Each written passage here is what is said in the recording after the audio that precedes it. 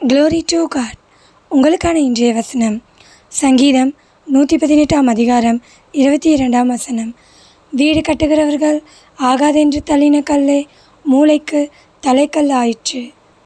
கிறிஸ்துவுக்குள் பிரியமானவர்களே, உங்கள் வீட்டில் உள்ளோரே உங்களை ஆகாதென்று ஒதுக்கி வைத்திருக்கிறார்களா?